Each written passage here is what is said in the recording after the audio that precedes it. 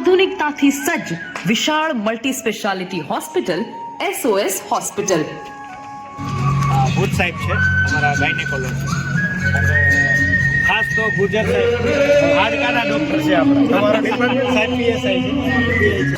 તારીખ 29/3/2025 રોજ મહુવા નજીક આસરાણા ચોકડી પાસે આવેલી SOS હોસ્પિટલ ખાતે સાંજે 7 વાગ્યે સંગીત સંધ્યા સાથેનું ડિનર આયોજન કરવામાં આવ્યું હતું, જેમાં મહુવા ગાર્ડન ગ્રુપના સભ્યો તેમજ ડોક્ટરો હાજર રહ્યા હતા.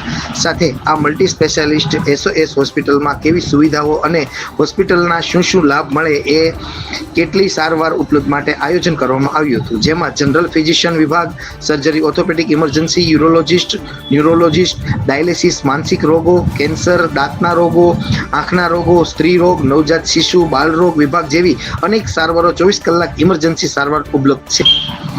રિપોર્ટર ચિરાગ ચોટલિયા, કલમ યુથ ન્યૂઝ, મહુવા.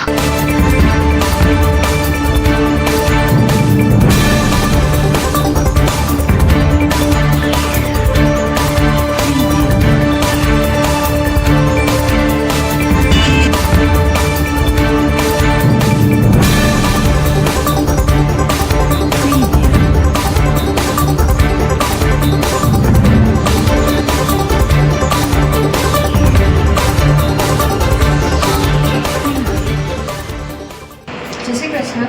મારું નામ સંગીતા બારૈયા છે અને હું SOS હોસ્પિટલમાં એક ફ્રન્ટ ડેસ્ક ઇન્ચાર્જ તરીકે કામ કરું છું.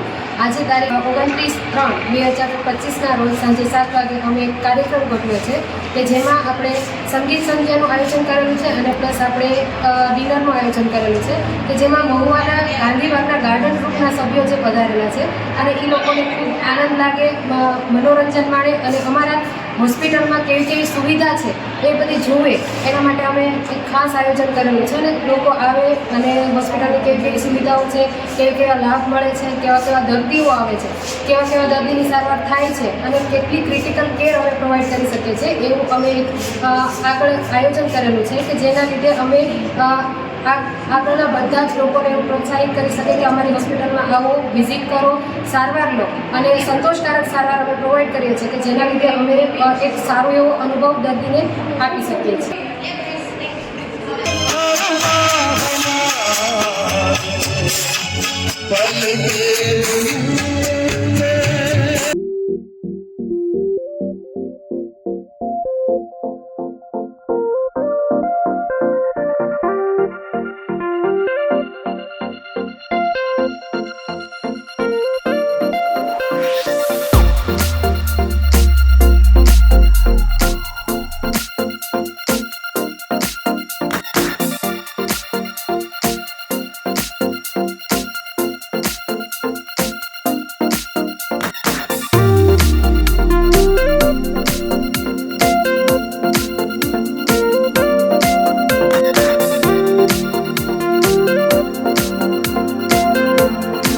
મારું નામ જય સુખિયા. હું અહીંયા એઝ અ નર્સિંગ સુપ્રિન્ટેન્ડન્ટ તરીકે કામ કરું છું. અહીંયા SOS હોસ્પિટલ આસરાણા ચોકડીએ જે બની છે ખરેખર ભાવનગર ડિસ્ટ્રિક્ટમાંથી લઈને આમ તો અમદાવાદ અને રાજકોટ સુધી જે સારવાર મળવી જોઈએ એ લેવલની આપણે અહીંયા કરીએ છીએ, ઇન્ટરનેશનલ કક્ષાની.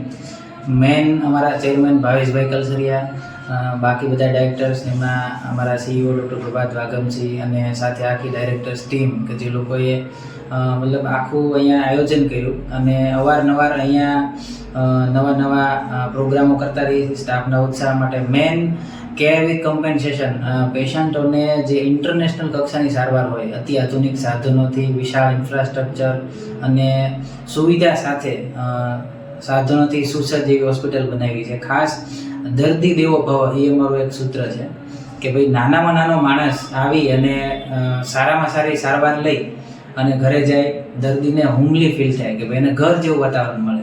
આજે છત્રી ગ્રુપ મહુવા જે આખું છે ફેમિલી જેવું આખું ગ્રુપ છે, હેલ્થ કોન્શિયસ, ડૉક્ટર વિજય દેસાઈ, કિરીટભાઈ, આ બધા એના આયોજકો છે. બધા મળીને એક સરસ અત્યારે કાર્યક્રમ ગોઠવ્યો છે. એવા અવારનવાર કાર્યક્રમો થાય છે. આધુનિકતાથી સજ્જ વિશાળ multi speciality hospital SOS hospital. કહેવાય છે જનસેવા એ જ પ્રભુ સેવા.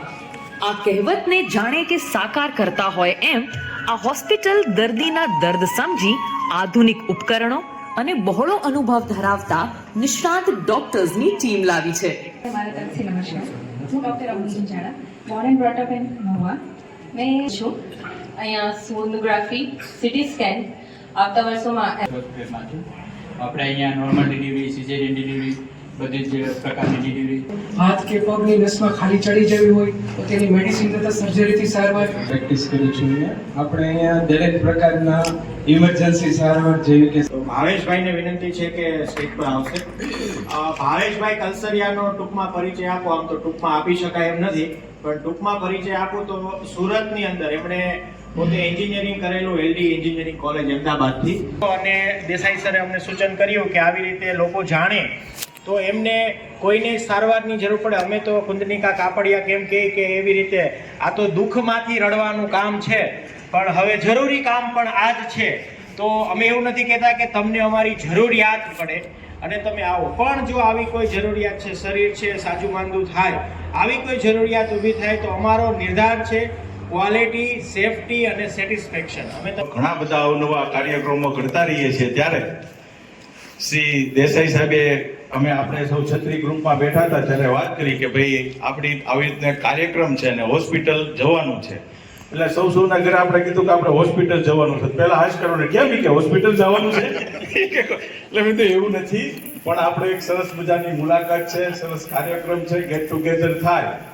એટલે અમારા ગાર્ડન ગ્રુપના આગેવાન અને અમારા પ્રમુખ શ્રી કિરીટભાઈ, બાપા સીતારામવાળા, લહેરી દાદા, મેનાભાઈ, દીપકભાઈ જોશી, આ સૌ બધા નક્કી કરી અને આપણે એક સરસ સૌને કન્વિનિયન્ટ થાય એવો ટાઈમ રાખી અને સૌ અત્યારના આપણે આવ્યા છીએ. એટલે હું જોતો હતો કે ભાઈ હોસ્પિટલના સ્વપ્ન દ્રષ્ટા રતુ દાદાને, રતિ દાદા વાઘેલા, એમના સુપુત્રોએ આ જમીનને અર્પણ કરી અને એમડી શ્રી પ્રભાત સાહેબ એને બધા ત્યાં ભેગું મળીને બહુ સરસ એમ કહેવાય કાગરમાં સાગર કરી નાખ્યો. કેમ 20 લીટરના ઠામમાં 21 લીટર દૂધ હમાડવું તો હમાડી દીધું, એ ગામડામાં હમાડ્યું. એમ પીડિયાટ્રિશિયન વિભાગ છે, ટૂંકમાં બધી વસ્તુ છે.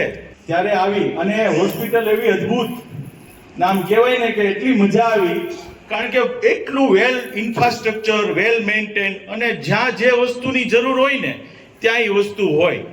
આવી એક સરસ ઇન્ફ્રાસ્ટ્રક્ચર ડેવલપ કર્યું અને ગામમાં આવી સુંદર મજાની હોસ્પિટલ. અને હોસ્પિટલ આમ તમે જુઓ તો તમને થોડીક રિસોર્ટ ટાઈપની ફિલિંગ આવે.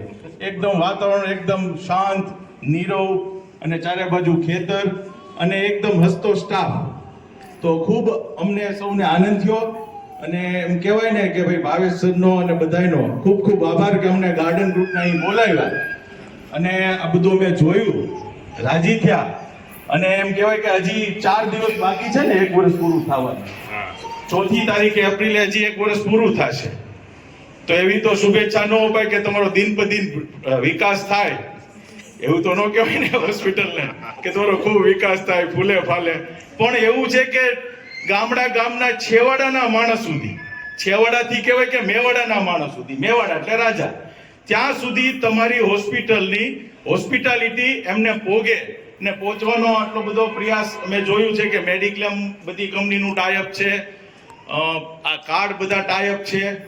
એટલે એવું કોઈ એમ કહેવાય ને કે ગામડામાં અહીંયા આવે ને તો એવું ન થાય કે ખીચાનો ભાર મારો વધી જશે. અને ક્વોલિટી ખાસ અને સેટિસ્ફેક્શન, આ બે બહુ મહત્વનું છે. અને સારા ડોક્ટર્સની ટીમ અવેલેબલ છે એ બહુ જરૂરી છે. કારણ કે એમ કહેવાય ને કે ડોક્ટરની ભૂલ પડે ને તો મને 3 ફૂટ અંદર વયો જાય અને વકીલની ભૂલ પડે તો 3 ફૂટ ઉપર વયો જાય. પણ અહીંયા કોઈ ડોક્ટરની ભૂલ પડે એવું લાગતું નથી. એટલે ખૂબ સરસ એમ કહેવાય ને કે સૂર્યનું ડૂબવું અણી પર છે અને ચંદ્રએ રાખી રજા એ ટણી પર છે. ચાલ ફાનસ સજાવીએ ભીતરથી, કેમ જળહળવું એ તો આપણી ઉપર છે. એટલે તમે ખૂબ જળહળો અને તમારા જળહળનો પ્રકાશ છે એ મહુવાની પણ ભાવનગર જિલ્લો મહેસૂસ કરે અને માં ભગવતી આપને સતત પ્રેરણા આપે. અસ્તુ.